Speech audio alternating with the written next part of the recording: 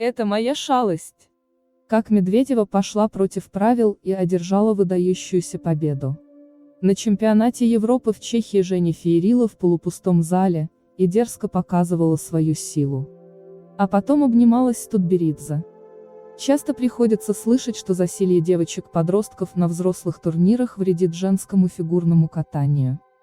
Мол, только опытные сформировавшиеся девушки способны быть на льду страстными и чувственными, но из-за юных попрыгушек у них нет никаких шансов на большие победы. А чаще всего жертвами безжалостного технического прогресса называют Туктамышеву и Медведеву. При этом поклонники Жени почему-то забывают, что еще недавно она сама была такой же попрыгушкой. На чемпионате Европы 2017 в Острове фигуристка играла мускулами, ставила рекорды и жаловалась на правила. За год до Олимпиады Медведева была настолько сильнее всех, что даже позволила себе дерзкую шалость. Медведева собиралась прыгать четверной. Сейчас в это верится с трудом, но в 2017-м в женском фигурном катании не было интриг и противостояний. Медведева не замечала соперниц и уверенно двигалась к своей главной цели – олимпийскому золоту.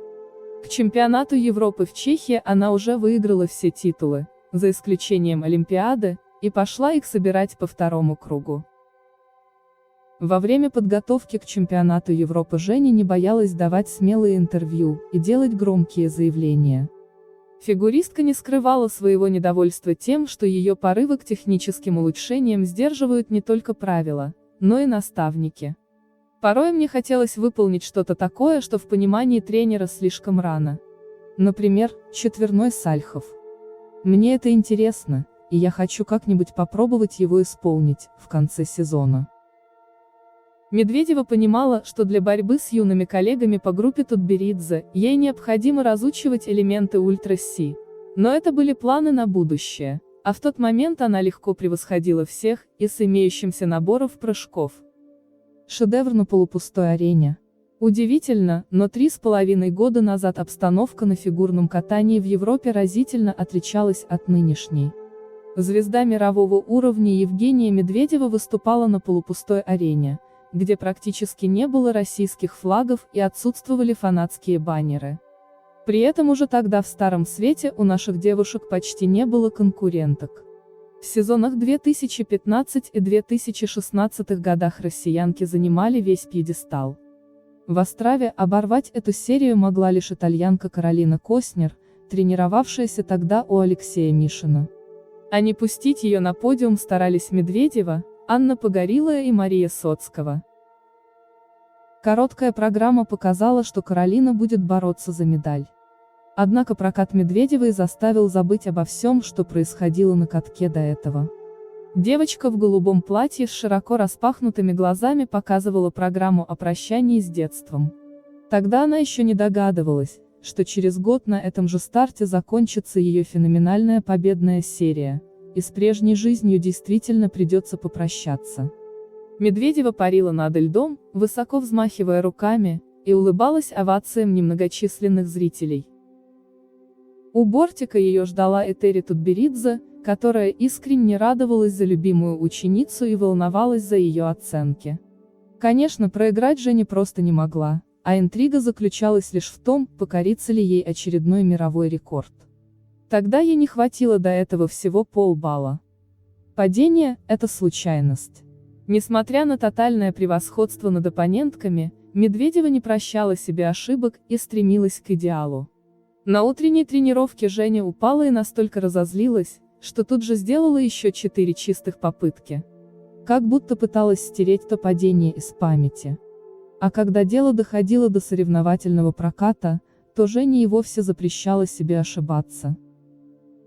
В финальный день соревнований Женя катала программу жутко громко и запредельно близко, одну из лучших в своей карьере. Под саундтрек к фильму о взрыве башен-близнецов в Нью-Йорке, 17-летняя фигуристка рассказала пронзительную историю о беззащитности человека перед жизненными обстоятельствами. Катание Медведевой привело зрителей в оцепенение, которое сменилось восторгом со слезами на глазах. После такого проката Женя просто не могла остаться без мировых рекордов. Она не только улучшила свой же результат в произвольной, но и наконец-то отобрала у Юны Ким рекорд по сумме баллов. Это событие сделало победу Медведевой в Острове выдающейся. В Kiss and Cry Медведева выглядела невероятно счастливой и радостно обнималась с Этери Тутберидзе и Даниилом Глейхенгаузом. Это была настоящая идиллия. Шалость чемпионки. И интересно, что после окончания соревнований главной темой для обсуждения были отнюдь не рекорды. К ним уже все привыкли. А хулиганский поступок Медведевой. В произвольной программе она прыгнула каскад двойной аксель тройной тулуп, хотя до этого уже исполнила 2 тройных тулупа в каскаде. По правилам баллов за лишний прыжок ей не досталось, поэтому спортсменка просто демонстрировала силу и играла мускулами. Она показывает: «Вы своими правилами ограничиваете меня, я могу гораздо больше», — говорил Илья Авербух. Сама Медведева отказалась считать свой поступок хулиганством. «Это была моя шалость». Она оживленно разговаривала с журналистами и надеялась, что когда-нибудь Международный союз конькобежцев добавит еще один каскад в программу. Тогда Женя не понимала, о чем просит. Будущее уже кралось за ней со своими прыжками во второй половине программы, каскадами с Ридбергером и четверными. Вскоре она одержит последнюю на данный момент крупную победу. А дальше? Травма, поражение на Олимпиаде, конфликт с любимым тренером, Канада, мировой вирус и сенсационное воссоединение. Когда-то тандем Жени и Этери был самым успешным в фигурном катании.